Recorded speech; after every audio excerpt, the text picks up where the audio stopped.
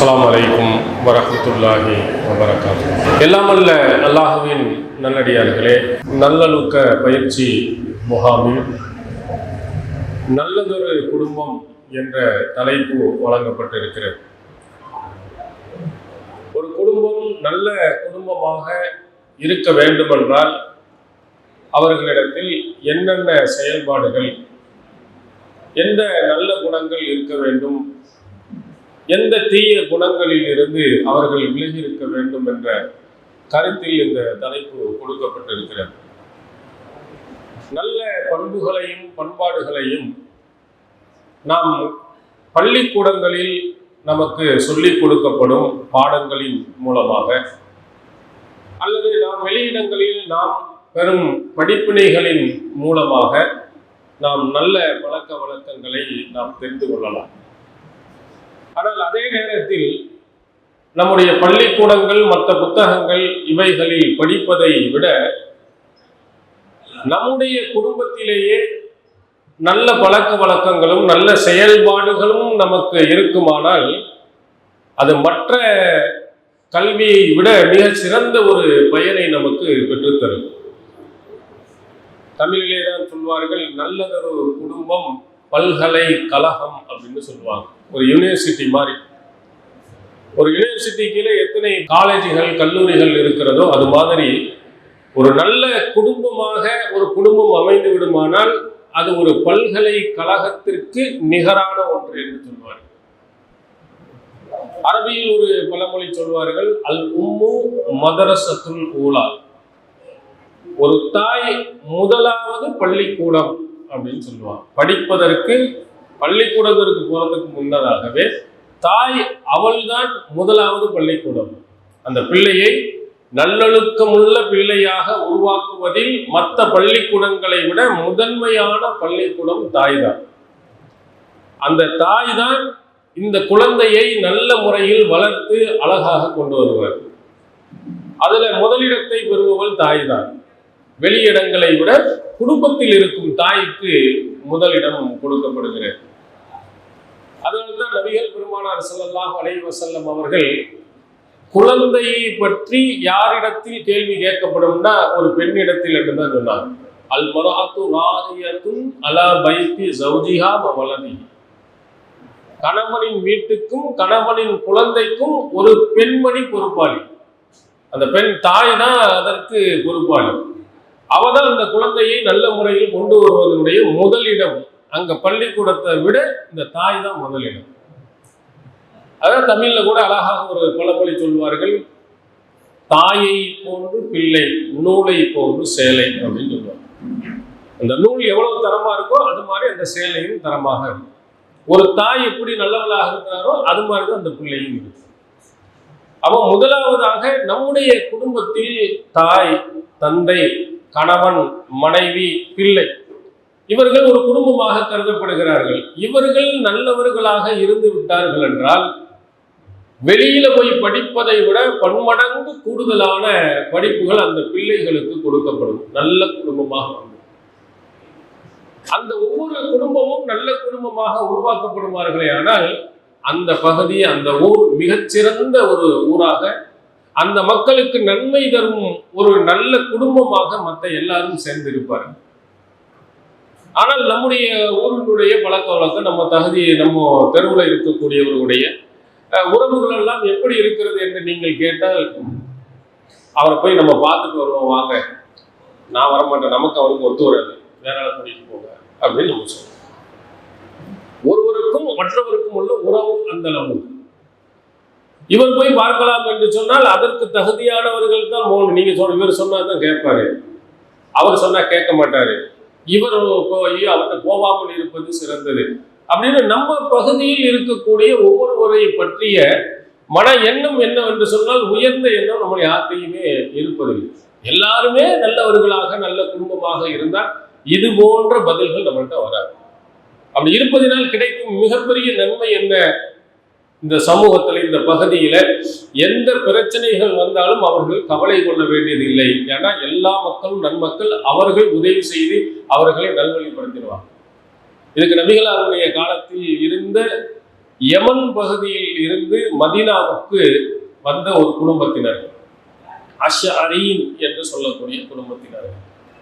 இந்த குடும்பத்தினர்களை பற்றி நபி ஸல்லல்லாஹு அலைஹி வஸல்லம் ரொம்ப புகழ்ந்து சொல்லியிருக்கிறாங்க. ஒரு விஷயத்தை சேர்த்தே குறிப்பிட்டு, அவங்க யமன்ல இருந்து இஸ்லாத்தை ஏற்று மதீனாவுக்கு வந்த பிறகு மதீனாவில் அவர்களுக்கு ஏதாவது சிக்கல், பொருளாதார இழப்பு, உணவு இழப்பு, கஷ்டம், பஞ்சம் அப்படின்னு ஏதாவது வந்துட்டா அந்த சமூகத்தினர்கள், இந்த அஷாரின் கூட்டத்தினர் இருக்கக்கூடிய அந்த சமூகத்தினர்கள் ஜமாவு மாக்கான இந்த அவர்களிடத்தில் இருப்பதை எல்லாம் கொண்டு வந்து ஒன்று சேர்த்து விடுவார்கள். பசி பட்டினை என்று வந்தா பணக்கார ஏழை எல்லாரும் அவங்க வீட்டில் இருக்கும் உணவுகளை எல்லாம் கொண்டு வந்து மொத்தமாக கொண்டு வந்து கொட்டிடுவாங்க. கொண்ட பிறகு என்ன செய்வாங்க? சும்மா எத்த சமூகம் ஒரு பாத்திரத்துல சமமாக எல்லாரும் பிரித்து எடுத்துக்கொள்வார்கள். அப்ப யாரு எவ்வளவு கொண்டு வந்திருப்பா? பணக்காரனா இருக்கும் பல மூட்டை அரிசிகளை கொண்டு வந்து கொட்டுவான். நடுத்தரவோ ஒரு முட்டை 2 முட்டையை வந்து கொட்டுவான். 1 கிலோ 2 கிலோ ஒருத்தன் கொண்டு வந்து கொடுப்பான். நிறைய பேர் ஒண்ணுமே இல்லாமல் வருவான். ஆனா வந்த பிறகு அத்தனையும் ஒன்றாக கொட்டி விட்டு எல்லாருக்கும் சமம், எல்லாருக்கும் 25 கிலோ 20 கிலோ 100 கிலோ கொடுத்தவனா இருக்கட்டும், 500 கிலோ கொண்டு வரா இருக்கட்டும், ஒண்ணுமே கொடுக்காதவனா இருக்கட்டும், மொத்தத்துல எவ்வளவு இதை பங்கு இல்லான்னு கணக்கு போட்டு சமமாக பிரித்துக் கொள்வார்கள். இதை நபிகளார் தன் வாயால் சொல்லிவிட்டு சொன்னார்கள், ஃபஹும் மின்னி வான மின்ஹும், அவர்கள் என்னை சார்ந்தவர்கள், நான் அவர்களை சார்ந்தேன். அந்த உயர்ந்த பண்பாட்டுக்கு நபிகளாரினுடைய அங்கீகாரம். இது மாதிரி நம்ம பகுதி, ஒரு தமிழகத்திலேயே ஒரு சின்ன ஒரு பகுதி தான் அக்ரஹாரம். இந்த அக்ரஹாரத்தில் இருக்கும் கிளையில் உள்ள எல்லா மக்களும் அந்த நல்ல எண்ணத்துடன் அவர்களுக்கு இருந்தால், கொரோனா அப்படின்னு ஒரு சூழ்நிலை வந்தால் என்ன செஞ்சிருப்பாங்க? எல்லாரும் வாங்க, யார் ஏழையா இருக்கிறாங்க, யார் கஷ்டப்படுறாங்க, அவங்களெல்லாம் ஒன்றா வந்து அவங்களுக்கு என்னென்ன தேவை இருக்கு, நம்மள்கிட்ட மற்றவங்கள்ட்ட எல்லாம் எல்லாம் இருக்கு, எல்லாரும் மொத்தமாக ஒரு குறிப்பிட்ட பணத்தை கொடுங்க, இந்த மாதிரி ஏழைகளுக்கு ஒரு மாதம் அவங்களுக்கு செலவுக்கு பணம் கொடுக்கலாம், அல்லது உணவு முக்கியமாக இருக்குமானால் அரிசி பருப்பு அதுக்கு தேவையானதை பிரித்து கொடுப்போம் அப்படின்னு முடிவு. இப்படி பண்ணினால் ஒரு நல்ல குடும்பம், நல்ல ஒரு சமூகம். இந்த பகுதியில் எந்த பிரச்சனைகள் வந்தாலும் அவர்கள் கவலைப்பட வேண்டிய தேவையில்லை. எல்லா மக்களும் நல்ல மக்கள், எல்லா மக்களும் தங்கள் அடுத்தவர்களை புரிந்து கொண்டவர்கள். இப்படி உருவாக்கப்பட வேண்டும். நபிகளார் சொன்னார், அல் முஸ்லிமு அஹுல் முஸ்லிம், ஒரு முஸ்லிம் இன்னொரு முஸ்லிமுக்கு சகோதரன், சொந்த அண்ணன் தம்பி மாதிரி அவர்கள் நினைத்து நடக்க வேண்டும் என்று நபி ஸல்லல்லாஹு அலைஹி வஸல்லம் அவர்கள் சொன்னார். ஒரு நல்ல குடும்பமாக சொந்த குடும்பத்திலும் இருக்க வேண்டும், அதே மாதிரி கொள்கை சார்ந்த சகோதரர்கள் இடத்திலேயும் அப்படி இருக்க வேண்டும். இது நல்ல குடும்பத்துக்கு ஒரு உதாரணம். சொந்த பந்தம் நம்ம பகுதி மட்டுமல்ல, வெளியில் இருந்து ஈமானுக்காக, கொள்கைக்காக, உறவுகளுக்காக கஷ்டப்படுகிறான், சிரமப்படுகிறான்னா அதுல உதவி செய்வதில் முதலிடமாக இருந்தால் ஒரு சிறந்த ஒரு குடும்பம். நபிகளார் மக்காவிலிருந்து மதீனாவுக்கு போகும்போது உடுத்திய துணியோடு தான் போனாங்க. யாருக்கும் எந்த பொருளாதாரமும் இல்லை. பயந்து போனவர்கள், மக்காவில் வாழ முடியவில்லை என்பதற்காக போனவர்கள். அங்க போனவுடன் அந்த குடும்பத்தின் ஒற்றுமையும் அந்த உதவி செய்யும் பண்பாடையும் நம்ம ரொம்ப மிகைக்க வைக்கிறப்பெல்லாம் இங்கெல்லாம் நீங்க பார்க்கவே முடியாது. நபிகளார் அதையும் அழகா சொன்னாங்க. அன்சாரிகள் எப்படி குறைஞ்சு போயிடுவாங்கன்னா, கல்மில் சித்தா, உணவில் உப்பு மாதிரி குறைஞ்சிடுவாங்க. உப்பு எவ்வளவு போறோம் ஒரு சோத்துக்கு? ஒரு சின்ன அளவு. அதை இப்பவும் குறைக்க சொல்லிட்டாங்க. பிபியா, உப்பை தொற்றாத சொல்றாங்களா? பிபி உப்பு நல்லா அள்ளி சாப்பிடலாமா? உப்பு குறைச்சிருங்க. இருக்க போறதே உப்பு கொஞ்சம் தான், அதுலயும் உணவுல குறைக்க சொல்லிடலாம். ரசூல் ஸல்லல்லாஹு அலைஹி வஸல்லம் சொல்றாங்க, அன்சாரிகள் அன்றைய காலத்தில் இருந்தாங்களே, அவங்க எப்படி ஆயிடுவாங்கன்னா, உணவுல உப்பு எவ்வளவு கம்மியா வரும் அந்த அளவுக்கு தான் தேடி அரிச்சு நீங்க பார்த்தீங்கன்னா ரொம்ப கம்மியானது. ஏன்னா அவ்வளவு உயர்ந்த குணங்கள் அவர்களிடத்தில் இருந்தது. அப்ப வந்தவங்களுக்கு என்ன செய்யறது? ஈமானுக்காக வந்தாங்க, அல்லாஹ்வுக்காக வந்தாங்க. அவர்களுக்கு இந்த குடும்பத்தினர்கள் நல்ல முறையில் உதவி செய்ய வேண்டும். அப்ப அன்சாரி தோழர்கள்ட்ட எல்லாம் ஆலோசனை கேட்கும் போது சொன்னார்கள், இக்ஸிம் பைனனா வ பைன இஹ்வானினா நஹீம், அல்லாஹ்வின் தூதர் அவர்களே, எங்களுக்கும் இந்த முஹாஜிரின் தோழர்களுக்கும் இடையில் பேரித்த மரங்களை பங்கிட்டு கொடுத்து விடுங்கள்.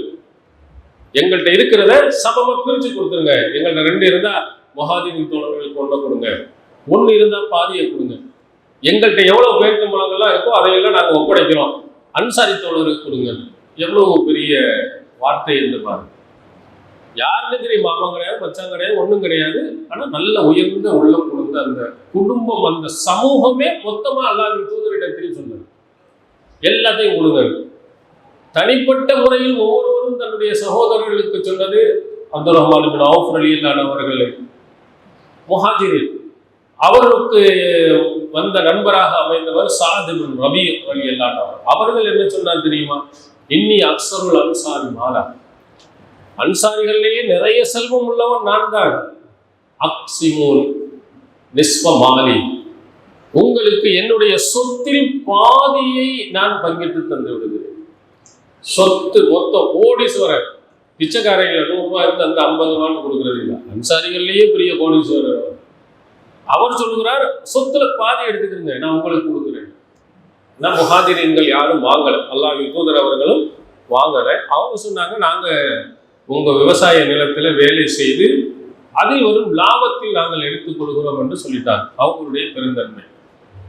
அப்ப எப்படிப்பட்ட மனப்பான்மை! இந்த மாதிரி குடும்பங்கள் நம்ம பகுதியில் இருந்துச்சுன்னா நமக்கு என்ன கஷ்டம் என்பதை பெருசா தெரியவே செய்ய. எவ்வளவு கஷ்டம் வந்தாலும் என்ன செய்வாங்க, பக்கத்தில் இருக்கக்கூடிய அந்த குடும்பத்தினர்கள் நமக்கு உதவி செஞ்சிருவாங்க. ஆனா இங்கே நிலைமை என்னன்னா, அன்னம்பிக்குள்ளேயே பெரிய சண்டைகள், பிரச்சனைகள், இப்படி நிறைய குழப்பங்களையே நாம் நின்று பார்க்கிறோம். அப்ப நல்ல குடும்பமாக வாழ வேண்டுமானால் எப்படி இதற்கு முன் வாழ்ந்தவர்கள் நடந்திருக்கிறாங்க, அவங்கள்ட்ட என்னென்ன மாதிரி பண்பாடுகள் இருக்கிறது. அது திருமறை குர்ஆன்ல நிறைய இறை தூதர்களை பற்றி அல்லாஹ் தஆலா நமக்கு சொல்லுகிறார். நிறைய நபி தோழர்களையும் நல்ல குடும்பமாக நாம் வாழ வேண்டுமா, வீட்டில் தாய், தந்தை, கணவன், மனைவி, பிள்ளைகள், இவர்கள் எல்லாம் எந்த மாதிரி குணங்கள் உள்ளவர்களாக, செயல்பாடுகள் உள்ளவர்களாக இருக்கணும், அந்த குடும்பம் எப்படி நடக்கும். திருமறை குர்ஆன் ஜக்கரியா அலைஹிஸ்ஸலாம் அவர்களை பற்றி சொல்லும் பொழுது இதில் இன்னொரு முக்கியமான ஒன்றையும் நாம் தெரிந்து கொள்ளணும். ஒரு குடும்பத்தில் இருப்பவர்கள் எல்லாருமே நல்லவர்களாக இருந்தால் நிச்சயமாக அவர்கள் அத்தனை பேர்களும் என்ன செய்வார்கள், சொர்க்கத்திற்கு மொத்தமாக போயிடுவாங்க. இந்த வாய்ப்பு நமக்கு தான் அல்லாஹ் கொடுத்துருக்கான். யாருக்கு இல்லை? இப்ராஹிம் நபிக்கு இல்லை. இப்ராஹிம் நபிக்கு இருக்க முடியுமா? குடும்பத்தோட போக முடியுமா? அவருடைய தந்தை ஆசர், அவர் இஸ்லாத்தை ஏற்க அவங்க போக முடியும். நூஹ் நபி போக முடியுமா? அவங்க மனைவி காஃபிர்களுக்கு உதாரணம்னு அல்லாஹ் தஆலா சொல்லிட்டார். நூஹ் நபியினுடைய மனைவி, லூத் நபியினுடைய மனைவி. ரசூல் ஸல்லல்லாஹு அலைஹி வஸல்லம் போக முடியுமா? அவங்க குடும்பத்தோட போக முடியுமா? பாவமன்னிப்பு கேட்க அல்லாஹ் அனுமதி கொடுக்கணும். தன்னுடைய தாய்க்கு ரசூல் ஸல்லல்லாஹு அலைஹி வஸல்லம் ஒரு தடவை அழுது கொண்டு இருக்கிறார்கள். பக்கத்தில் உள்ளவர்கள் எல்லாம் அழுகிறாங்க. அந்த மாதிரி அழுகு பக்கத்தில் உள்ளவங்களை அழ வச்சு சஹாபாக்கள்லாம் அழுதுகிட்டே கேட்குறாங்க, அல்லாஹ்வின் தூதர் அவர்களே, எதுக்கு நீங்க அழுகிறீங்க அப்படின்னு கேட்கும்போது தான், இஸ்தாதன்து ரப்பி அன் அஸ்தக்ஃபிர லி உம்மி ஃபலம் யூதன், என்னுடைய தாய்க்காக பாவ மன்னிப்பு தேட என்னுடைய இறைவனிடத்தில் அனுமதி கேட்டேன், அல்லாஹ் எனக்கு அனுமதி தரல. ஜியாரத் செய்வதற்காக வேண்டி அனுமதி கொடு, நம்ம கபரை போய் பார்த்துக்கணும், அதுக்கு மட்டும்தான் அல்லாஹ் அனுமதி கொடுத்தாங்க. பெத்த தாய் அவங்க ஷிர்க்ல இறந்துட்டாங்க. தந்தையை பற்றி சொல்லும்போது ரசூல் ஸல்லல்லாஹு அலைஹி வஸல்லம் ஒருவர் கேட்கிறார், என்னுடைய தந்தை எங்கன்னா பின்னார் நரகத்தில் இருக்கிறார். அவர் அழுது கொண்டே கவலைப்பட்டு போகும்போது அவரை அழைத்து கூப்பிட்டு சொன்னார்கள், இன்ன அபி வாபாக்க பின்னார், என் தந்தையும் உன் தந்தையும் நரகத்தில் தான். ஓ அப்பாவை மட்டும் அல்லாஹ் தஆலா வைக்கல, ஷிர்க் வச்சு எல்லாருக்கும் தான். நபியினுடைய தந்தையாக இருந்தாலும் சொர்க்கத்துக்கு போக முடியாது. அப்போ நபியினுடைய அல்லாஹ் இந்த ரஹ்மத்துல் ஆலமீனாக சொல்லப்பட்ட ரசூலுல்லாஹ் கூட குடும்பத்தினரோட போக முடியாது. அவங்க மகளோட போகலாம், அவங்க மனைவிகளோட போகலாம், அம்மா அப்பாவோட போக முடியும். ஆனா நமக்கு பிள்ளைகள், நம்முடைய குடும்பத்தினர்கள், தாய் தந்தை, மனைவி எல்லாரையும் நம்ம தௌஹீதின்படி உருவாக்கி விட்டு செயல்படுத்தினோம்னா அல்லாஹ் தஆலா நமக்கு அதை கொடுப்போம். நமக்கு அந்த ஒரு வாய்ப்பை அல்லாஹ் தஆலா இந்த உலகத்தில் வைத்திருக்கிறார். அதை நம்ம என்ன செய்யணும், முயற்சி செய்து என்னுடைய தந்தை போகணும், என்னுடைய தாய் இருக்கணும், என்னுடைய மனைவி, என்னுடைய கணவர், என்னுடைய பிள்ளைகள் எல்லாரும் சொர்க்கத்துக்கு போகணும். அப்படி ஒரு வாய்ப்பை அல்லாஹ் ஏற்படுத்தி தர வேண்டும் என்று பிரார்த்தனை செய்யுங்கள். அது மாதிரி நீ நடங்க. திருக்குர்ஆன் சொல்கிறது பாருங்க, ஜன்னாத்து அதனின் யதுகுலூனஹா வமன் ஸலஹ மின் ஆபாயிஹிம் வ அஸ்வாஜிஹிம் வ துர்ரிய்யத்திஹிம், நிரந்தரமான அந்த சொர்க்கத்துக்கு நுழைவார்கள். யார் யார் தெரியுமா? அவன் சலஹமின் ஆபாயியும், அவருடைய பெற்றோர்கள்ல சாலிஹாக இருந்தவங்க. அதே மாதிரி அவங்களுடைய மனைவிமார்கள்ல சாலிஹாக இருந்தவங்க. அவங்க சந்ததிகள்ல சாலிஹான நல்லறங்கள் யாரெல்லாம் செய்தார்களோ எல்லாரும் உள்ள போவாங்கிறாங்களா. அப்படிப்பட்ட ஒரு வாய்ப்பு நம்ம நல்லால இருந்தோம்னா, நம்ம அம்மா அப்பாவின் தௌஹீதின்படி நடத்தி நல்ல சாலிஹானவங்களை உருவாக்கி இருந்தால், நம்முடைய மனைவி கணவரை உருவாக்கி இருந்தால், பிள்ளைகளை உருவாக்கிதான் எல்லாரும் அப்படி போவாங்க. இந்த அரிசை சுமந்திருக்கக்கூடியவர்களுடைய ஒரு பிரார்த்தனை என்று குர்ஆன் சொல்கிறது. அல்லாஹ்வுடைய அரிசை சுமந்திருக்கும் மாணவர்கள், ரொம்ப முக்கியமானவர்கள், அங்க சுத்தி இருக்கக்கூடிய மாணவர்கள், அவங்களை பற்றி அல்லாஹ் சொல்றான், அல்லதீன யஹ்மிலூனல் அர்ஷ வமன் ஹவ்லஹு. அரிசையும் அதை சுற்றி இருக்கக்கூடியவர்கள் வானவர்கள் பிரார்த்தனை செய்வார்களாம், ரப்பனா வஅத்கில்ஹும் ஜன்னாத்தி அத்னில்லத்தி வஅத்தஹும் வமன் ஸலஹ மின் ஆபாயிஹிம் வஅஸ்வாஜிஹிம் வதுர்ரியாத்திஹிம்.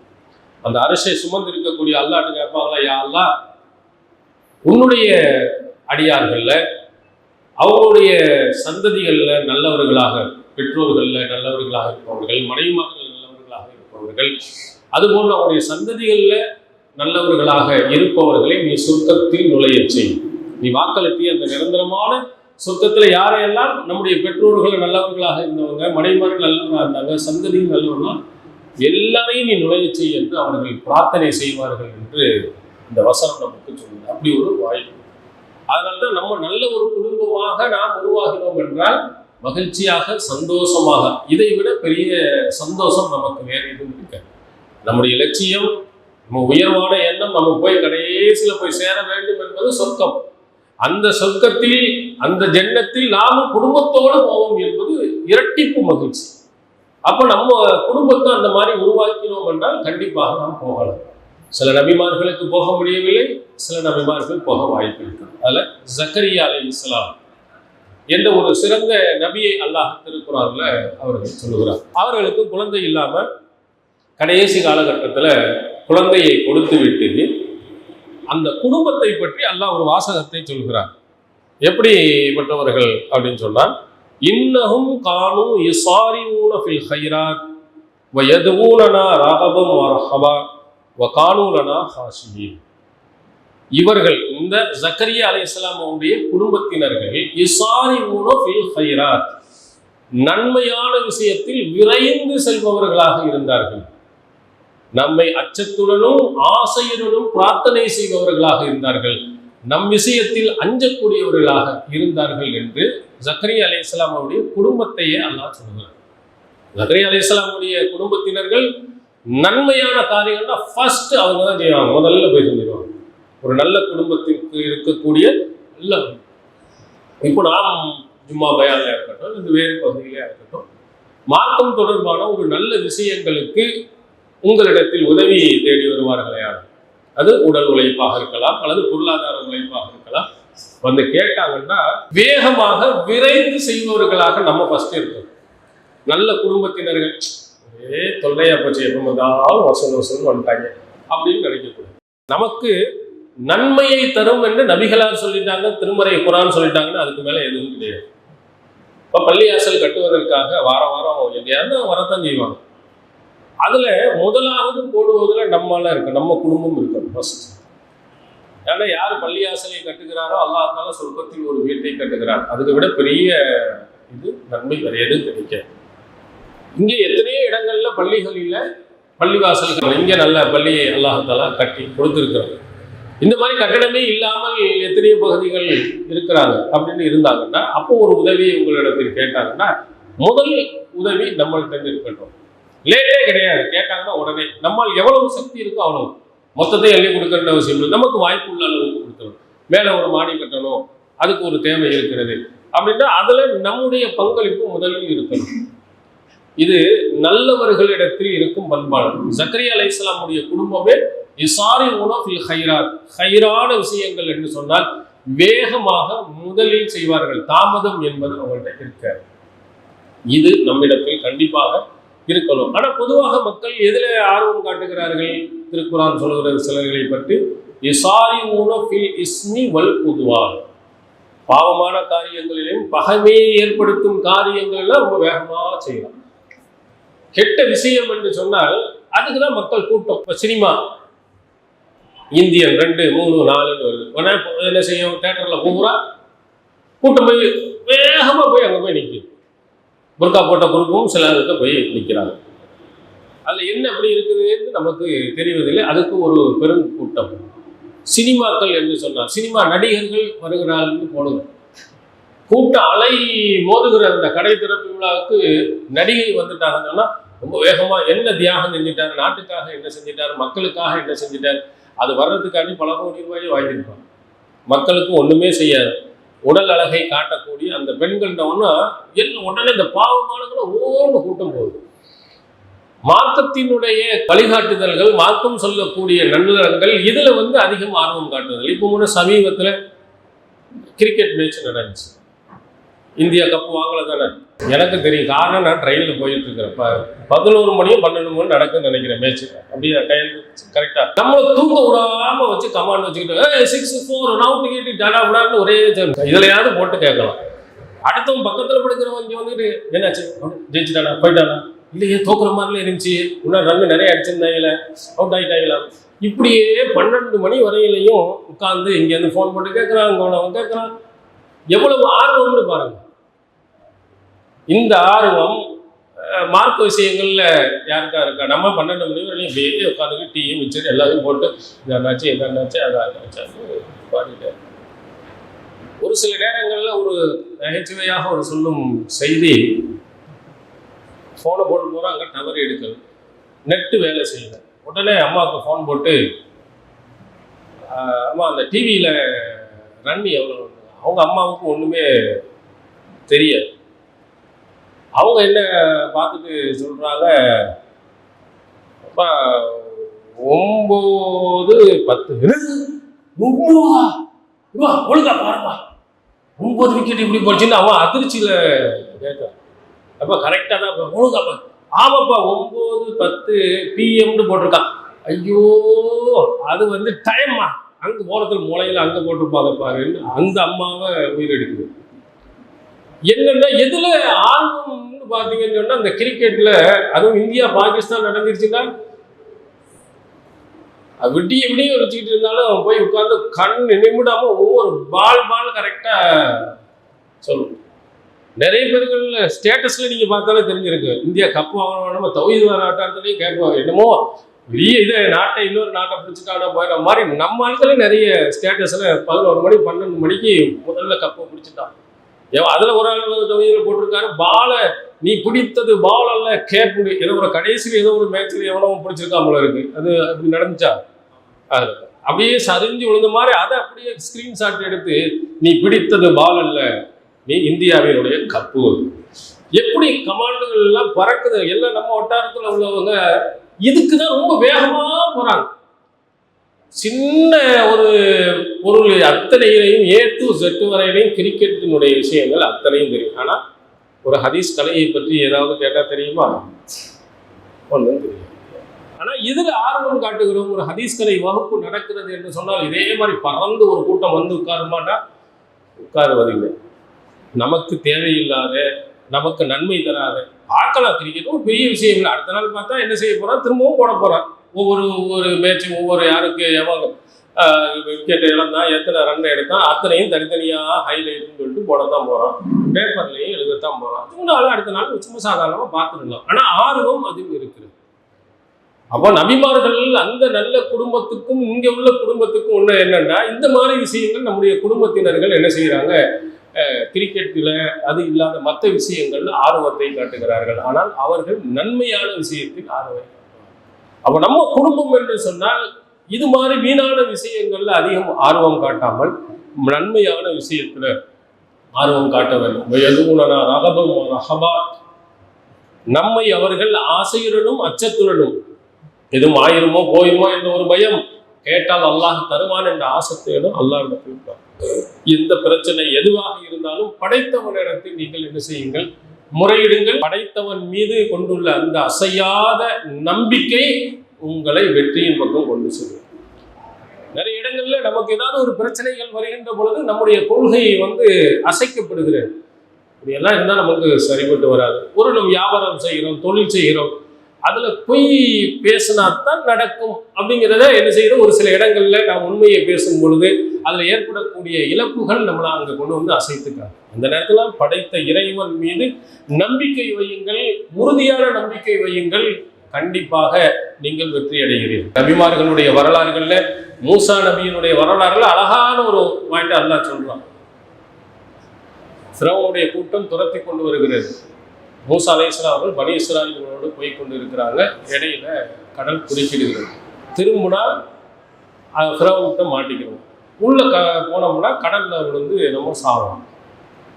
என்ன சூழ்நிலை, நெருக்கடி வந்து விட்டோம். ஃபலம்மா தரால் ஜம்ஆன், ரெண்டு கூட்டத்தினர்களும் ஒருவருக்கு ஒருவர் பார்க்குறாங்க. அவ்வளவு பக்கத்தில் வந்துட்டாங்க. காலா சஹாபு மூசா இன்னால முதுரக்கும், மூசாவின் கூட்டத்தினர்கள் மூசாவோட வந்தவங்க நல்லா மாட்டிக்கொண்டோம், முடிஞ்சு கதை முடிஞ்சு போச்சு, இங்கிட்டு போனால் தற்கொலை பண்ண வேண்டியது இல்லைன்னா அங்கே கொலமான் அப்படின்னு சொல்லி கொண்டு இருக்கும்போது கல்லா மூசா நபி சொன்னா இல்லை, இன்ன ரப்பி சயஹ்தீன், என்னுடைய இறைவன் எனக்கு வழிகாட்டுவான்.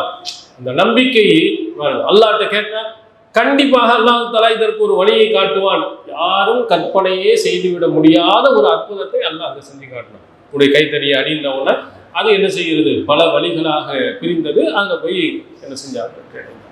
அப்போ நாம் நிக்கட்டான ஒரு சூழ்நிலையில் வரும் பொழுது அல்லாஹ் கிட்ட கேட்டு பார்ப்போம் அப்படின்னு நீங்க கேட்காதீங்க. அல்லாஹ் தருவான் என்ற நம்பிக்கையோடு கேட்கும். நபிகளார் அவர்கள் சொல்லும் பொழுது அன்தும் மூத்தினூட பில் இஜாபா, அல்லாஹு தஆலா நமக்கு தருவான் என்ற உறுதியான நம்பிக்கையுடன் கேளுங்க. அல்லாஹ்ட்ட கேட்கும்போது அல்லாஹ் தருவான், அவனுக்கு எல்லா வல்லமையும் இருக்குன்னு கேளுங்க, அல்லாஹ் கண்டிப்பாக தருவான். சரி, எல்லாத்தையும் கேட்டு போது எல்லாம் நீனாவது அப்படின்னு கேட்டால் அல்லாஹ் கொடுக்க மாட்டோம். அல்லாஹ் கண்டிப்பாக தருவான் என்ற மன உறுதியோடு நீங்கள் கேளுங்கள். ஜக்கரியா அலைஹிஸ்ஸலாமுடைய இதிலையும் அப்படித்தான். குழந்தை இல்லை, அந்த குழந்தை இல்லை என்றால் எந்த காலகட்டத்தில் அவர் கேட்கிறார், மன உறுதியை பாருங்க. இன்னி வஹனல் அலுவு மின்னி வஸ்தால ராசு செய்வா, என்னுடைய நரம்புகள் எல்லாம் எலும்புகள் எல்லாம் தளர்ந்து விட்டது, முடிகள் எல்லாம் நிறைத்து விட்டது. கால்லாம் கட கட கட கடன்னு ஆடுது, முடியெல்லாம் நரைச்சி போச்சு. யாரெல்லாம் எனக்கு ஒரு பிள்ளைய கொடுங்க இருக்கிறாங்க. எவ்வளவு மன உறுதின்னு பாருங்க. இந்த காலகட்டத்தில் யாராவது போனால் ஒரு 25 வயசுல கேட்கலாம், 30 வயசுல கேட்கலாம், 40 வயசுல கேட்கலாம், 50 வயசுலையோட கேட்கலாம். அவர் தளர்ந்து போன அந்த காலகட்டத்திலேயும் கேட்கிறாரு, யாரெல்லாம் உன்னிடத்திலிருந்து ஒரு குழந்தையை, ஒரு சாலிகான ஒரு குழந்தையை கொடு. அல்லாஹ் அந்த நம்பிக்கைக்கு மன உறுதிக்கு அல்லாஹ் தஆலா ஒரு குழந்தையை கொடுக்குறான். அவனே பெயர் சொல்லி கொடுக்குறான், யஹ்யா என்ற பெயரை. அந்த பெயரை அது வைக்கப்படுகின்ற காலம் வரையில உலகத்தில் எவனும் வைக்காத ஒரு பெயர். அந்த பெயர் அல்லாஹ்வே சுட்டி யஹ்யா என்ற ஒரு குழந்தையை நாம் கொடுத்தோம் என்று திருக்குறான்ல சொல்கிறார். அந்த நம்பிக்கை அது அல்லாஹ் பின்னாடி சொல்லும்போது நன்மையான காரியத்தில் விரைந்து செய்வார்கள், அதே மாதிரி அல்லாஹ்விடத்திலே பிரார்த்தனை செய்வார்கள், நம்மை அஞ்சுபவர்களாக இருப்பார்கள். இந்த நல்ல பழக்க வழக்கங்கள் ஜக்கரியா அலைஹிஸ்ஸலாம் குடும்பத்தினர்கள் அத்தனை பேர்கள்ட்டையும் இருந்த மாதிரி நம்முடைய வீட்டில் உள்ள தாய், தந்தை, கணவன், மனைவி, பிள்ளை அத்தனை பேர்களிடத்திலேயும் இருக்க வேண்டும். நன்மையான விஷயங்கள் என்றால் ஃபர்ஸ்ட்.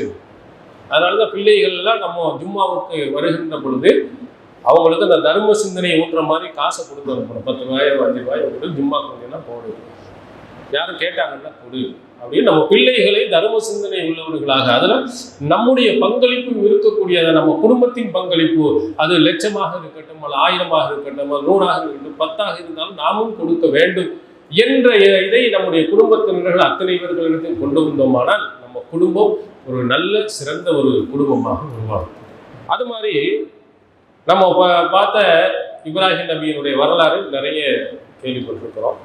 இப்ராஹிம் நபியை பற்றி அல்லாஹ் தஆலா சொல்லும் பொழுது ரஹ்மத்துல்லாஹி வ பரக்காத்துஹு அலைக்கும் அஹ்லல் பைத், இப்ராஹிம் நபியுடைய குடும்பத்தினர்களே உங்களுக்கு அல்லாஹ்வுடைய அருளும் அல்லாஹ்வுடைய பரக்கத்தும் அவனுடைய மறைமுகமான பேரருளும் அவனுடைய அருளும் உங்களுக்கு இருக்கிறது. அல்லாஹ் சொல்லுகிறார் இப்ராஹிம் நபிக்கு, இஸ்மாயில் அலைஹிஸ்ஸலாம் அவருடைய குடும்பத்தினர் டோட்டல் அத்தனை பேருக்கும் அல்லாஹ்வுடைய ரஹ்மத் இறங்குகிறது, பரக்கத் இறங்குகிறது என்று திருக்குர்ஆன் நமக்கு சொல்லுகிறது. அவங்க எப்படி நடந்திருக்கிறார்கள், அவங்கள்ட்ட நிறைய நல்ல பழக்க வழக்கங்கள் இருக்கிறது. அதுல முக்கியமாக ஒன்றாக காபத்துல்லாவை அவர்கள் கட்டி எழுப்பிய போது படைத்த இறைவனிடத்திலே ஒரு பிரார்த்தனை செய்கிறார்கள். ரப்பனா வஜால்லா முஸ்லிமை இலக் வமின் உரியத்தினா உம்மத்தன் முஸ்லிமத்தன் லக் வாரினா மனாசிக்கனா ஒத்துபு அலைனா இன்னக்க அந்த தவாபுர் ரஹீம். இப்ராஹிம் நபியும் இஸ்மாயில் அலைஹிஸ்ஸலாமும் அவர்கள் இந்த காபத்துல்லாஹ்வை புனர் நிர்மாணம் செய்கின்ற போது அல்லாஹ்ட்ட கேட்கிறாங்க, எங்கள் இருவரையும் உனக்கு கட்டுப்பட்டு நடப்பவராக ஆக்கு, எங்களுடைய சந்ததியர்களும் உனக்கு கட்டுப்பட்டு நடப்பவர்களாக. நம்ம குடும்பம் அத்தனை பேரும் இஸ்லாத்தினுடைய அடிப்படைகளை புரிந்து நடக்கும் குடும்பமாக நீ ஆக்கணும். யார் கேட்கிறார்? இப்ராஹிம் நபியும் இஸ்மாயில் அலைஹிஸ்ஸலாம் அவர்களும் கேட்கிறார். அந்த குடும்பத்தினர்களை பார்த்தா அல்லாஹ்வும் தூதரும் சொன்ன அடிப்படை, நாங்க மட்டுமல்ல யா அல்லாஹ், எங்களுடைய குடும்பத்தினர்கள் அத்தனை பேர்கள் அப்படி அது மாதிரி எங்களை ஆக்கும். அப்ப நம்ம குடும்பத்தில் இருக்கக்கூடிய ஒவ்வொருவரும் இஸ்லாத்தினுடைய அடையாளங்கள் உள்ளவர்களாக நடக்கணும். மார்க்கத்தும் காட்டக்கூடிய ஹிஜாபினுடைய ஒழுங்குகளை பேணுபவர்களாக நம்முடைய குடும்பத்தினர்கள் இருக்கணும்.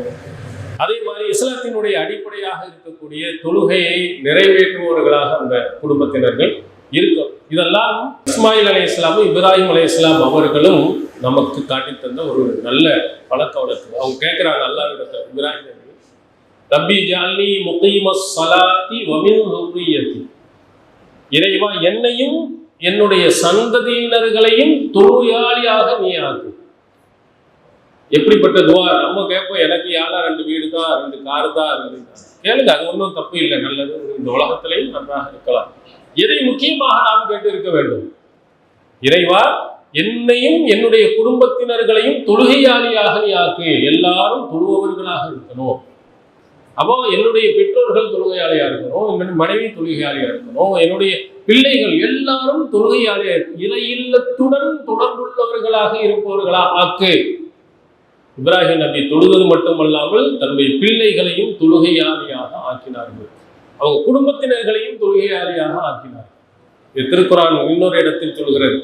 இப்ராஹிம் நபியுடைய பிள்ளையை பற்றி, இஸ்மாயில் அலைஹிஸ்ஸலாம் அவர்களை பற்றி சொல்லும்போது அல்லாஹ் தஆலா சொல்கிறார், வதுகுர் ஃபீ கிதாபி இஸ்மாயில் இன்னஹு கான சாதிக்கல் வாதி வகான ரசூலன் நபியா வகான யஅமுரு அஹ்லஹு பிஸ்ஸலாத்தி வஸ்ஸகாத் வகான இன்த ரப்பிஹி மர்தியா. இப்ராஹிம் நபி தன் பிள்ளையை எப்படி உருவாக்கினார் என்பதற்கு அந்த வாசகத்தில் அல்லாஹ் தஆலா சொல்கிறார், அவர் சாதிக்கல் வாதி, வாக்கில் உண்மையாளராக இருந்தார். இஸ்மாயில் அலைஹிஸ்ஸலாம் அவர்களை இந்த வேதத்தில் நீங்க நினைவு கூறுங்க. அவர் எப்படியே சாதிக்கல் வாக்கு கொடுத்தா கரெக்டா நடப்பார். ஆனா நம்ம தான் வாக்கில் நீங்க யாரையும் எடுத்து பாருங்க, வாக்குல சுத்தம் என்பது இல்லாமல் போய்விட்டு சொன்னபடி யாருமே என்ன செய்வதில்லை, நடப்பதும் இல்லை, நடக்க மாட்டார்கள் என்பதும் நம்ம தெரிஞ்சது. நீங்க வேற யாரும் இடத்திலாவது நான் 10 மணிக்கு வரேன்னா கரெக்டா 10 மணிக்கு போயிருக்கீங்களா? 10 மணிக்கு வரல, போன் அடிச்சு கேட்டா 10ன்னா 10க்கு போன் அடிக்கிறான்னு கேட்பான். 10ன்னு நம்ம தான் சொல்லுவோம். 10 மணிக்கு வரேன்னா கரெக்டா 10 மணிக்கு போய் நிக்கணும்ல, நிக்க மாட்டோம். நம்ம கொடுக்குறது அதாவது 10ன்னா ஒரு 10:30 அர்த்தம், 11 அர்த்தம். இதாவது பெரிய விஷயங்கள் அல்ல. கடன் வாங்குகிறோம், சரியான நேரத்தில் நம்ம கொடுத்துடுறோமா? அல்லது கொடுக்க முடியாத சூழ்நிலைகள் வந்தால் அதற்கு முன்பாகவே அவங்கள்ட்ட இந்த மாதிரி எனக்கு சூழ்நிலை ஏற்பட்டுச்சு, கொஞ்ச நாள் இன்னும் கொஞ்சம் கூடுதலாக தாருங்கள் அப்படின்னு நம்ம சொல்லி இருக்கிறோமா? பாருங்க, அது பெரும்பாலும் யார்கிட்டையும் இருக்குது. இப்போ நம்ம ஒரு 10 லட்சம் ரூபாய் கடன் கேட்டால் இவர்கிட்ட கொடுக்கலாம் அப்படிங்கிற ஒரு 4 பேரை சொல்லுவாங்க. நீங்கள் அதுக்கு உத்தரவாதம் சொல்லணும்.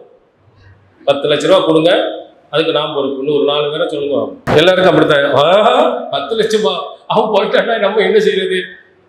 அப்பாவை சொல்ல முடியல, ஏன்னா பிள்ளைகளை சேர்க்க முடியல, மனைவியை சொல்ல முடியல, யாரையும் நம்ப முடியாது. இந்த காலத்துல வாக்கு கொடுத்தா கரெக்டா செய்ய மாட்டாங்க அப்படிங்கிற சூழ்நிலை உருவாகும்.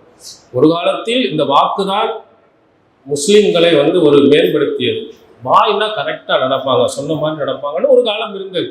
இப்போ பாய் கடைக்கு போயிடாது, அவன் தான் ப்ராட் பாய்லாம் இருக்கிறான், ஏன்னா அந்த கந்தசாமி குப்புசாமி கடைக்கு போ அப்படின்னு சொல்லும் அளவுக்கு நம்ம மாறிட்டோம். அப்போ கவனத்தில் இல்லாமன்னா இஸ்மாயில் அலைஹிஸ்ஸலாமை எப்படி உருவாக்கினாங்கன்னா, கால சாதிக்கல் வாதி, வாக்கில் உண்மையாளராக திகழ்ந்தார். அப்படி சொன்னார்னா அப்படி கரெக்டா இருந்தார்.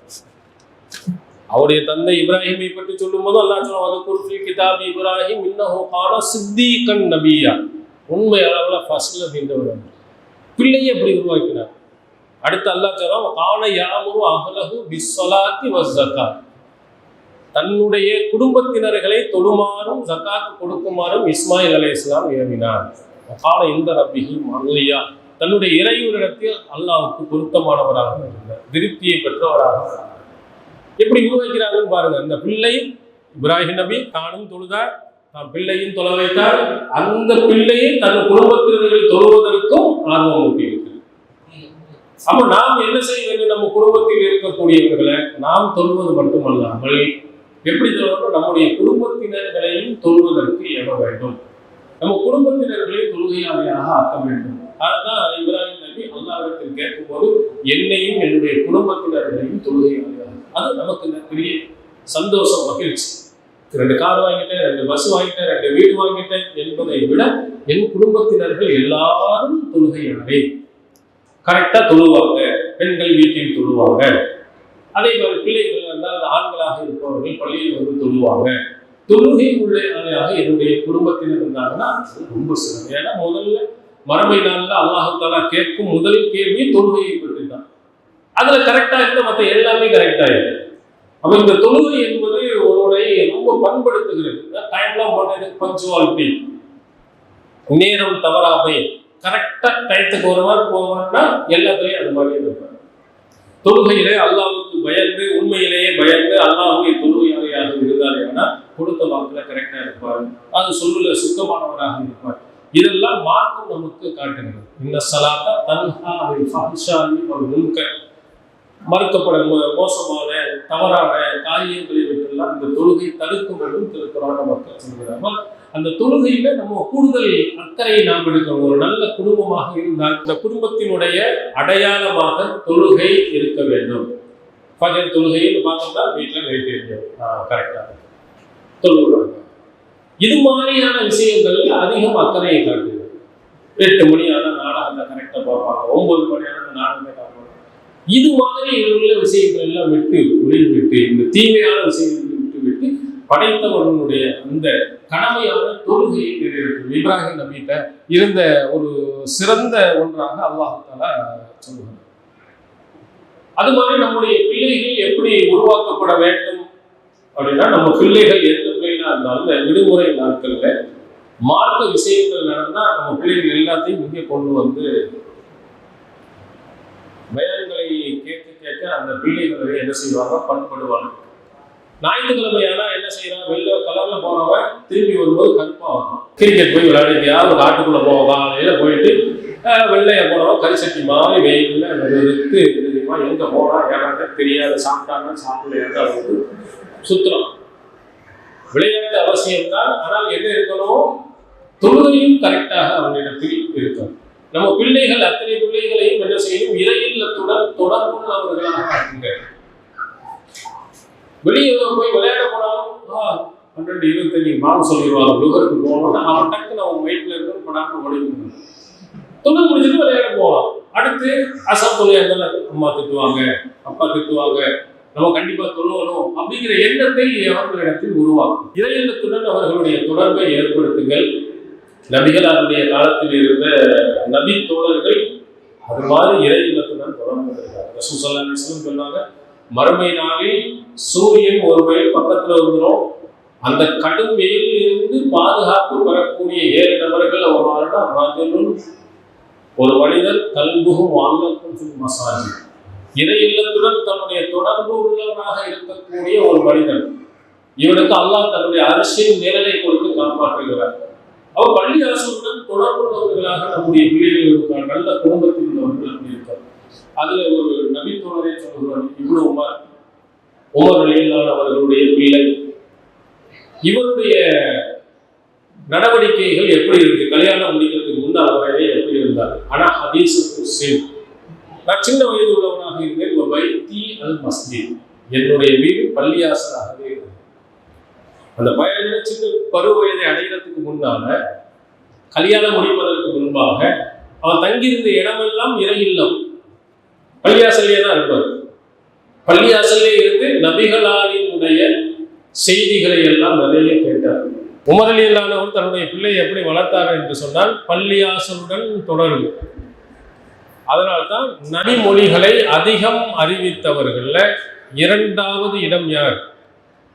இப்னு உமர் ரலியல்லாஹு அன்ஹு. ஃபர்ஸ்ட் அபூ ஹுரைரா ரலியல்லாஹு அன்ஹு அவர்கள் 5000க்கும் மேற்பட்ட ஹதீஸ். இவர்கள் 2000க்கும் மேற்பட்ட ஹதீஸ். யாரு? இப்னு உமர். இவ்வளவு ஹதீஸ்களை எப்படி அறிவித்தார், எப்படி தெரிந்து கொண்டார் அப்படின்னு சொன்னா, அல்லாஹ்வின் தூதர் அவர்களுடைய பள்ளியிலேயே உட்கார்ந்தனால ரசூலுல்லாஹி ஸல்லல்லாஹு அலைஹி வஸல்லம் அவர்கள் சொன்ன ஒன்றனையும் நல்ல நினைவில் வைத்து மக்களுக்கு தான் கொடுத்தார். ஒரு சிறந்த பண்பாளர், ஆட்சிக்கு ஆசைப்படாதவர், பொருளாதாரத்துக்கு ஆசைப்படாத ஒரு சிறந்த நபி தோழர்கள் ஒருவர் தான் இப்னு உமர் ரலியல்லாஹு அன்ஹு. அவர் சொல்லும்போது என்னுடைய வீடு பள்ளியாசலாக இருந்தது. அப்படி நம்ம போயிட்டு நம்ம பெற்றோர்கள் சொல்லி கொடுக்காட்டாங்க கூட பள்ளியாசலுக்கு வருவார்களே. ஆனால் இது மாதிரி பயான் நிகழ்ச்சி கேட்டால் நிறைய செய்திகளை என்ன செஞ்சிடலாம், அழகாக கேட்கலாம்.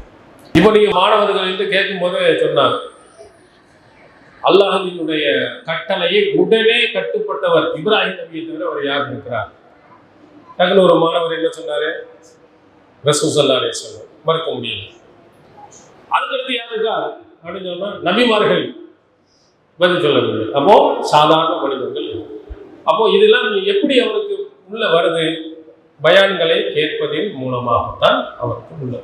இது மாதிரி நபிமொழிகளை நிறைய கேட்டார்களே ஆனால் கேட்பவர்கள் நிறைய கல்வியை பெறலாம். இப்போ உதாரணத்திற்கு நான் உங்களுக்கு ஒரு 4 செய்தியை சொன்னேன், நான் போயிடுவேன்.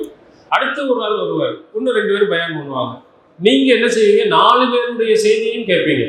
ஜும்மாவில் நீங்க 4 பேர் ஒவ்வொரு வாரமும் ஒரு செய்தி கேட்கும்போது நிறைய செய்திகள் உங்களுக்கு தான் நினைவு.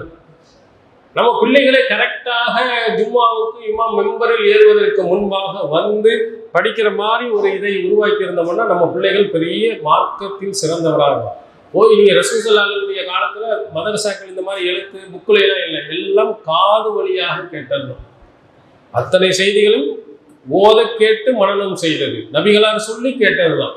நினைவாற்றலின் மூலமாகத்தான் நிறைய செய்திகளை அன்றைய காலத்தில் இருந்து அறிஞர்கள் சொல்லியிருக்கிறார். அப்போ நம்ம பிள்ளைகளை இங்கே வந்த புக்கு படிப்பதை விட தினமும் மெம்பரில் பயானை கேட்க கேட்க நிறைய செய்திகளை அவர்களால் கேட்டிருக்க முடியும். ஆனால் ஜும்மாவுக்கு நீங்கள் பாருங்க, வெள்ளிக்கிழமை இமாம் மெம்பரில் யாராவது பள்ளி நிறைஞ்சி வழிதா 2 லைன் தான் இருக்கு. அதுக்கு பிறகுதான் ஒவ்வொரு ஆளாக வந்து எப்போ இக்காமத் சொல்கிறாங்களோ அந்த டயத்தில் தான் நிறைய பேர்கள் வந்து சேர்றாங்க. அது பிள்ளைகள் வந்தால் ஒரே பேச்சு கச்சா அப்டா கட்டா அப்டா கடா அப்டா. அவனுக்கு என்ன சொல்லி கொடுத்துருக்கணும்? இமாம் மெம்பரிலிருந்து பயான் பண்ணும் போது நம்ம பேசிட்டோம்னா நன்மை இழந்துடுவோம், பேசக்கூடாது, கவனமாக போய் உட்கார்ந்து கேட்டுட்டு என்ன பயான் பண்ணாலும் சொல்லணும்னு நம்ம பெற்றோர்கள் சொல்லி அனுப்பியிருந்தா பிள்ளைகள் வந்து அமைதி அழகாக வந்து உட்கார்ந்து பயானை கேட்டு. பிள்ளைகளை எப்படி நம்ம உருவாக்கலை, உருவாக்கக்கூடிய இடங்களுக்கு அதிகமாக நாம் அனுப்பலை. மக்தப் மதரசா இருக்கட்டும், அதுக்கு முக்கியத்துவம் கொடுத்து நம்ம எல்லாரும் கரெக்டாக பள்ளிக்கூடங்களுக்கு முக்கியத்துவம் கொடுக்குறோம். மார்க்கத்தை சொல்லிக் கொடுக்கக்கூடிய அந்த கல்விக்கு முக்கியத்துவம் கொடுக்குறோம்னா ரொம்ப கம்மி. டியூஷனுக்கு போகிறவங்க எத்தனை பேர், பள்ளிக்கூடத்துக்கு போகிறவங்க எத்தனை பேர், மக்தப் மதரசாவுக்கு வரவங்க எத்தனை பேர்? குரானை இந்த உலகத்தின் பொதுமுறையாக இருந்த மக்களுக்கு வழிகாட்டக்கூடிய குரானை படிப்பதற்காக நம்ம எத்தனை பிள்ளைகளை அனுப்பி வைக்கிறோம். ஆனால் பள்ளிக்கூடங்கள்ல பாருங்க எத்தனை ஸ்கூல் இருக்கு, எவ்வளோ பேர் நிறைஞ்சு வெளியிறாங்க. நம்ம எல்லாரும் அங்கே அனுப்புகிறோம், ஆனால் இங்கே அனுப்புவதில்லை. அப்படியே அனுப்பினாலும் அதுக்கு முக்கியத்துவம் கொடுத்து கேட்பதும் இல்லை. தொலைஞ்சு போடா திட்டு வாங்கினா அப்படின்னு சொல்லி அனுப்பி விடுறது. அவன் வந்துட்டு இப்படியே சுற்றி பார்த்துட்டு பாசாக்கு வந்தாலும் இல்லைன்னா அவன் ஓடி போயிடுவான். நம்ம பெற்றோர்கள் வந்து இங்கே கேட்டிருக்கிறோமா, இதே குரான் ஓதி கொடுக்குறீங்களே, என் பிள்ளை படிக்கலை ஓதலை, ஏன் சொல்லி கொடுக்கறது இல்லை, ஏன் படிக்கிறது இல்லை அப்படின்னு நம்ம கேட்கிறோமா? கேட்பவர்கள் 1% 2% கூட இருக்க மாட்டாங்க. இங்கே என்ன இருக்கும், 50 பேர் 100 பேருக்கு ஒரு அஜத்தை போடுவாங்க, ஓதுன்னா அவர் எத்தனை கேட்பாரு? ஒரு 20-25 பேருக்காவது குறைந்தபட்சம் பள்ளிக்கூடங்களில் 40 பேருக்கு ஒரு டீச்சர் இருக்குன்னு வச்சிருக்காங்க. ஆனால் நம்ம மதரசாக்கள்லாம் பார்த்தா ஒரே ஆசிரியரை வைத்து 100 பிள்ளைகள் 200 பிள்ளைகளுக்கு சில இடங்கள் சொல்லிக் கொடுத்தால் எப்படி கேட்பான்? அப்போ நம்ம வந்து குறைந்தவர்களுக்கு ஆசிரியர்களை அதிகப்படுத்தி அவங்களுக்கு குரானை ஓதி கொடுக்கணும், கேட்க வேண்டும், அவனை நல்லா படிக்க வைக்கணும். குறைந்தபட்சம் 1 வருஷம் முடிஞ்சிட்டா குரானை சரளமாக ஓத தெரிஞ்சிருக்கணும்.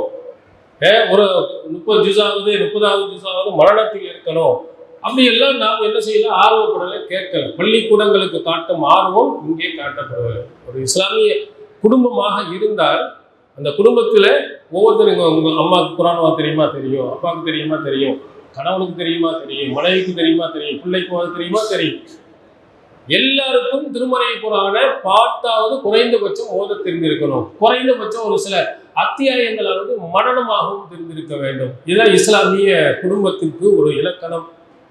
நபிகளாருடைய காலத்துல அந்த நபித்தோழர் இப்னு உமர் ரலியல்லாஹு அவர்கள் அவ்வளவு செய்திகளை 2000க்கும் மேற்பட்ட நபிமொழிகளை மனதில் வைத்து அடுத்தவர்களுக்கு எடுத்து சொல்லியிருக்கிறார்.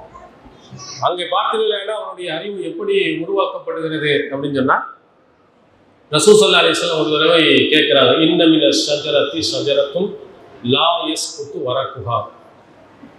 மரத்தில் ஒரு வகை மரம் இருக்கிறது, அதனுடைய இலைகளை அது புதிர்ப்பதில்லை. இது முஸ்லிமுக்கு உதாரணம். ஹத்திசூனி மாஹிய, அந்த மரம் எது என்பது எனக்கு தெரியப்படுத்துங்கள் நபிகளார் எல்லாரும் அபூபக்கர் உமர் போன்றவர்களாம் அமர்ந்திருக்கும் அவையில் கேட்டார். யாருக்கும் தெரியும். இலையில் உதிர் காலம் என்று நாம் படித்திருக்கிறோம். வெயில் காலத்துல எல்லா இலைகளும் வந்து ஒரு குச்சியா நிற்கும், மழை காலம் வந்தாலும் துளிரும். ஆனா இலையே உதிர்க்காத என்ன மரம்? நபித்தோழரெல்லாம் கிராமப்புறங்கள் இருக்க புதுமையான மரமோ என்றெல்லாம் யோசித்துக் கொண்டிருக்கும் போது இப்னு உமர் ரலியல்லாஹு சொல்கிறார்கள், அப்போது எனக்கு தெரிந்தது அது பேரித்த மரம் தான். பெரியவர்கள் முன்னிலையில் நம்ம சொல்லக்கூடாதுங்கிறதுக்கான அமைதியா இருந்துட்டேன். ஏன்னா பெரியவரை அபூபக்கர் உமர்லாம் யாருமே சொல்லல, ஒருத்தருக்கும் தெரியல. பேரித்த மரம் என்பது வந்து அரபு நாட்டு மக்களுக்கு தெரியப்படாத புதுமையான மரம் அல்ல. எப்படி நமக்கு புளிய மரம் எப்படி பல தெரியுமோ அது மாதிரி அரபு நாடுகள் எல்லாருக்கும் தெரியும். பேரித்த மரம் எனக்கு தெரியாத அவன் அரபு நாட்டுக்காரங்க இல்லை என்று சொல்லிடுவோம். அதான் தெரியல. ஆனா அவங்க தெரிஞ்சிருந்தாங்க. நபிகளார் வந்து இது மாதிரி சில கேள்விகளை கேட்டு நபித்தோழர்களுக்கு நிறைய புரிய வைத்து. ஏன்னா ஒரு மூமினாக இருக்கக்கூடியவன் எப்படி நடப்பான்னா, என்ன சோதனைகள் வந்தாலும் கலந்து அப்படியே செத்துட மாட்டான். இலைகள் எப்படி உருந்து போயிருதோ அது மாதிரி இருக்கு. பேரித்த மரத்துல எப்படி இலைகள் உதிராமல் எப்போதும் ஒட்டி கொண்டு இருக்கிறதோ அது மாதிரி எவ்வளவு கஷ்டங்கள் வந்தாலும் உறுதியோடு அவன் இருப்பான். அதுக்குதான் உதாரணம் நபிகளார் அவர் சொன்னார். அப்போ நபிகளாருடைய அவைகளில் இருந்து பல விஷயங்களை நபித்தோழர்கள் கத்திருக்காங்க பிள்ளைகள். அது மாதிரி இது மாதிரி தர்பியா அவைகளா இருக்கட்டும், மார்க்க சொற்பொழிகளா இருக்கட்டும், நம்முடைய பிள்ளைகளை முதலில் கொண்டு போய் அங்கே அமர வைங்க. அமர வைத்து என்ன செய்திகள் சொன்னார்கள் என்று கேட்டு வருமாறு அவர்களை சொல்லுங்கள். அப்படி வந்தால் நம்ம பிள்ளை ஒரு இஸ்லாமிய குடும்பத்தில் உள்ள பிள்ளைகளாக வரும். அப்படி வரும்போது என்ன நிலைமை, நம்ம வீட்டிலேயே குடும்பத்திலே ஏதாவது தப்பு நடந்தால் சொல்லும். பல இடங்களில் பல பெற்றோர்களை இந்த மத்த மதரசாவில் படிக்கும் பிள்ளைகள் போய் திருத்தி இருக்கிறார்கள். ஒரு சில பெற்றோர்கள் வந்து சொல்றாங்க, நீங்க எப்படி வந்தீங்கன்னு சொன்னா, என் பையன் தான் வந்து எனக்கு சொன்னான், என் பொண்ணை தான் மதரசாவில் படித்துட்டு வந்து இந்த ஹதீஸை எனக்கு சொன்னா, ஏன் இப்படி செய்றீங்கன்னு என்கிட்ட கேட்கும் பொழுது எங்களால் பதில் சொல்ல முடியல, அதன் மூலமாகத்தான் இந்த ஏகத்துவ கொள்கைக்கு வந்தோம் என்று பெற்றோர்கள் சொல்றாங்க. உதாரணத்துக்கு தாயத்து போடுவது கூடுமா கூடாதா, அதெல்லாம் நல்லதுதான் போனாலும் போட்டிருப்பாங்க. ஆனால் மதரசாவுக்கு வந்து படித்தால் அவங்களுக்கு சொல்லிக் கொடுக்கப்படும், நல்ல தமிழ் பக்கத்து அஷ்ரக், யார் வந்து தாயத்தை அடிகிறாரோ அவர் இணை வைத்து விட்டாரோ நபிகளார் சொல்லியிருக்காங்க போடக்கூடாது. அப்போ இந்த நபிமொழியை பெற்றோர்கள்ட்ட சொல்லும் போது குடும்பத்தில் அப்படி ஏதாவது ஒரு சிறுக்கு விதத்து நுழைந்தாலும் கூட இந்த பிள்ளைகள் அவர்களை திருத்தி விடுவார்கள். அப்போ நம்ம பிள்ளைகள் இந்த மாதிரி இடங்களுக்கு வருவதும் நம்மை சீர்திருத்துவதற்கு, நல்ல குடும்பங்கள் உருவாகுவதற்கு ஒரு இதாக. நபிகளார் ஸல்லல்லாஹு அலைஹி வஸல்லம் அவர்களுடைய காலத்தில் இப்னு உமர் ரலியல்லாஹுடைய காலத்துல அவங்களுடைய பிள்ளைகள், அந்த பிள்ளையில பிலால் அப்படின்னு ஒரு பிள்ளை, இப்னு உமருக்கு ஒரு பிள்ளை இருந்தார். இப்னு உமர் அவர்கள் சொன்னாங்க, பெண்கள் பள்ளியாசலுக்கு வந்தால் அவர்களை தடுக்காதீர்கள். லா தம்னவு இமா அல்லாஹி மசாஜித் அல்லாஹ், பள்ளியாசலுக்கு பெண்கள் வருவதை தடுக்காதீங்க அப்படின்னு நபிகளார் அவர்கள் சொன்னார்கள் செய்தியை சொல்றாங்க. அவருடைய மகன் பிலால் என்ன செய்கிறாருன்னா, நாங்க கண்டிப்பாக இந்நாள் நம்னவு வல்லாஹி அல்லாஹ்விய சத்தியமாக அவங்க வந்தாங்கன்னா தடுப்போம். அவர் பிள்ளை நபி ஸல்லல்லாஹு அலைஹி வஸல்லம் அவருடைய சொல்லை சொல்லுகின்ற போது அவர் பிள்ளை எதிர்த்து பேசுறார். உடனே வந்தது கோபம். இப்னு உமர் ரலியல்லாஹு அவர்கள் கோபப்பட்டதாக நீங்க நபிமொழியில பார்க்கவே முடியாது. இந்த இடத்துல பாருங்க, சப்பஹு சப்பன் சய்யன் மா சமீது மிஸ்லஹு, கடுமையாக ஏசினார், இது மாதிரி ஒரு வார்த்தையை நாங்கள் கேட்டதே இல்லை. அப்படி இன்னொரு மகன் சாலிம் அடித்து நெஞ்சில் விட்டார ஒரு அடி அடித்து கடுமையான திட்டையும் திட்டி, அல்லாஹ்வின் தூதர் அவர்கள் சொன்னதாக உனக்கு சொல்லிக் கொண்டிருக்கிறேன்,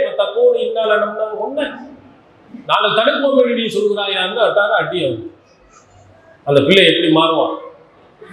அல்லாஹ்வின் தூதருடைய கட்டளைக்கு முதலிடமா, இங்க ஊர்ல இருக்கக்கூடிய பழக்க வழக்கங்களுக்கு முதலிடமா? அல்லாஹ்வின் தூதர் அவர்கள் சொல்லிட்டாங்க, அதுக்கு மேல நீ என்ன? அடித்து அங்கே அவர் திருத்தினார். நபிமொழியை கேட்டதினால், நபிமொழியின் முக்கியத்துவத்தை இப்னு உமர் ரலியல்லாஹு தெரிந்ததினால், பிள்ளையாக இருந்தாலும் யாராக இருந்தாலும் சரி, அல்லாஹ்வின் தூதரின் அவர்களுடைய வழிகாட்டுதல் தான் முதலிடம் என்று அந்த தன்னுடைய பிள்ளையை அடித்து திருத்தினார்.